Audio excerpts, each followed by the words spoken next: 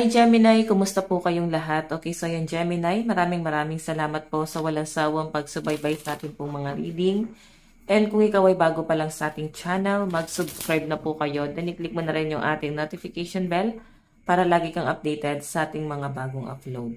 So guys, sa mga interesado pala sa ating private reading, nasa description box below yung link ng aking Facebook. Message nyo na lang ako guys, okay? Okay. So, tignan natin guys, live update para po sa mga Gemini. Okay, so guys, pasensya na po sa ingay na inyong maririnig sa ating background. Okay. Gemini, Sun, Moon, Rising, and Venus sign. Live update para po sa mga Gemini.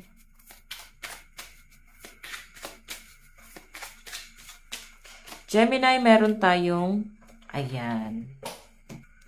So, dopamine, dopago. Parang may energy dito sa mga Gemini na nakakapagbigay sa inyo guys ng motivation. And nakikita ko rin sa inyo guys na parang nagkakaroon ng parang pleasure, satisfaction, and basta nakakapagbigay sa inyo guys ng feelings na nakakapagpasaya or nakakapagpagaan sa kalooban nyo, no? Satisfy yung energy, no? Satisfied ka, Gemini, sa nakikita ko dito. And possible na may mga Gemini dito na parang game na game ka. Okay? Parang hyper yung energy. Parang di ka nakakaramdam ng pagod. Siguro dala na rin guys ng motivation mo. May something dito guys na parang nakukuha mo yung bagay na yon at the same time nakakapagbigay sa inyo guys ng motivation yung bagay na yon. So kaya ikaw, motivated ka sa araw-araw.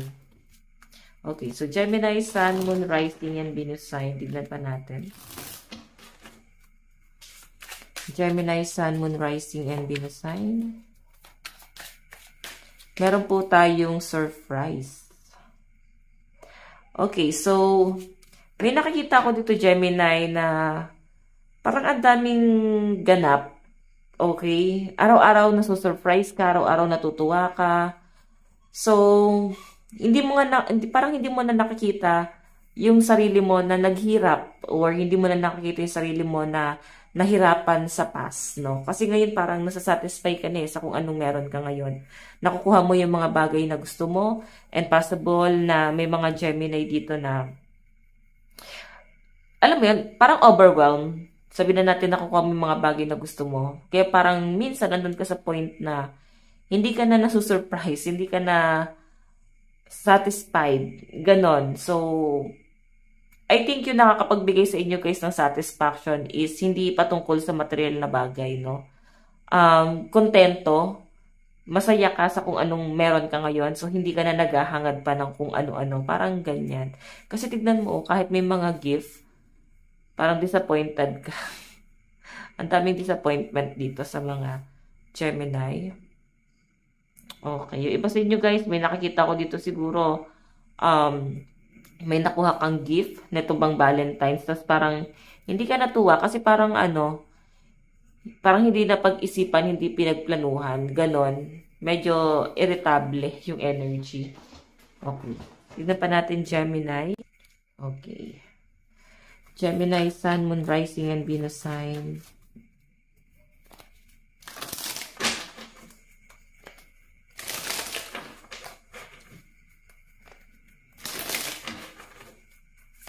Gemini. Meron tayong I deserve abundance. Di ba? Yan, no? So, I think yung iba sa inyo, maraming opportunity na paparating sa inyo. Kaya nga sinasabi dito, I deserve abundance. So, overwhelmed ka kasi mabilis yung daloy ng pera sa inyo, guys, eh. Okay, nakikita ko rin dito guys na hindi ka nagiging madamot sa ibang tao. Kahit na ang daming blessing na dumarating sa inyo guys, willing to help ka pa rin sa ibang tao. Gusto mo pa rin guys na nakakapagbigay ng kaligayahan sa ibang tao. Yun yung pinapakita sa akin dito, Gemini. Okay?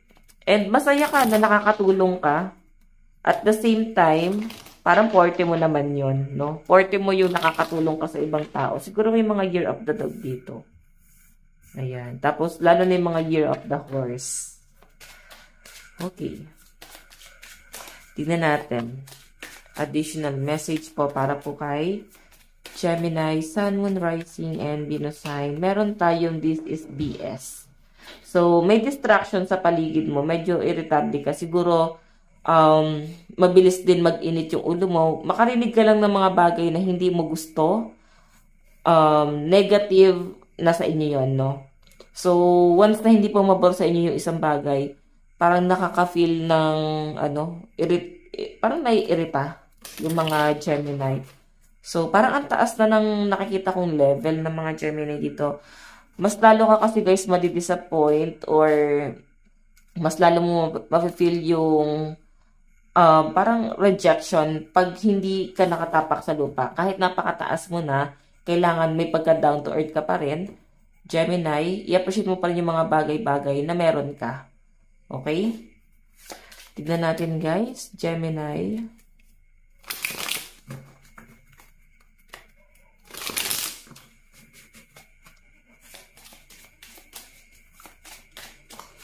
Meron po tayong smile, smile more, even more. Ayan. So, try nyo guys ngumiti.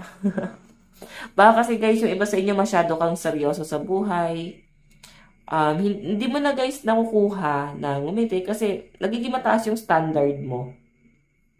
Okay? So, sinasabi lang guys na maging down to earth ka, hindi mo kailangan itaas ng sagad-sagad yung standard mo.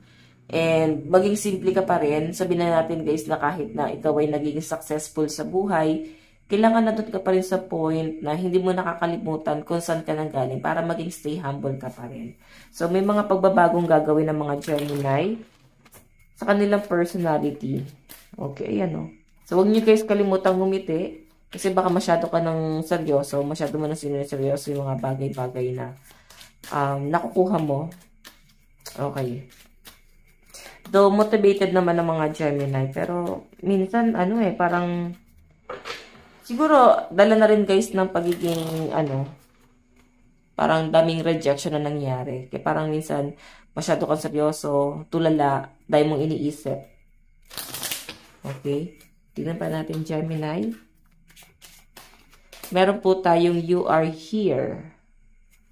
Ayan, nandyan ka daw. So, sinasabi lang guys na parang wag mong gawing others yung sarili mo. Yung tipong parang hindi ka bilong sa company na to or hindi ka bilong dito sa grupo na to, hindi ka bilong dito sa tahanan ito. So, yun sinasabi dyan na parang kailangan mo guys matutong makisama. Okay? Sa lahat ng aspeto. Actually, kailangan talaga marunong ka makisama. Marunong ka mag-handle ng sitwasyon. So, siguro, may mga Gemini dito na hindi mo kayang parang ipakisama yung sarili mo sa ibang tao. Kasi ganun ka mas sanay ka nang nag-iisa. May mga introvert. Meron po tayong yes. Ayan, yes. Mukhang masaya naman kayo guys. Pero, mas nakikita ko kasi parang ang taas ng level. Pero, nakikita ko rin sa mga Gemini dito na sobrang hands-on ka sa mga bagay na nakukuha mo. Okay? Pero minsan may mga pagod din Pero I think kailangan nyo guys i-overcome. Meron tayong sorry not sorry. Mukhang merong gustong humingi ng sorry sa inyo. May gustong mag-reach out sa inyo at humingi ng tawad. Pero parang galit ka sa taong to. Wala ka sa mood na magpatawad ngayon. Oo.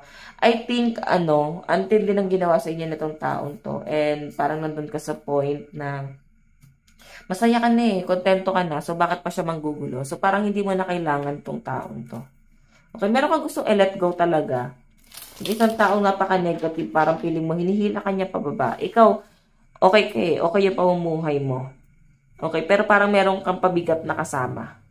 Okay, pwedeng sa relationship, pwede rin naman kayo sa kasama sa bahay, pwede naman sa trabaho, or basta parang may pabigat. Okay, nahihirapan ka dito. Tignan natin guys. Pero minsan, ina-appreciate mo pa rin Gemini kung ano man yung na itutulong sa inyo nitong taong to, kung paano ka naman niya guys pinagmamalasakitan. Okay, so advice, meron tayong see this from a higher perspective. Okay? So, ibig sabihin lang nito, Gemini, think positive, no?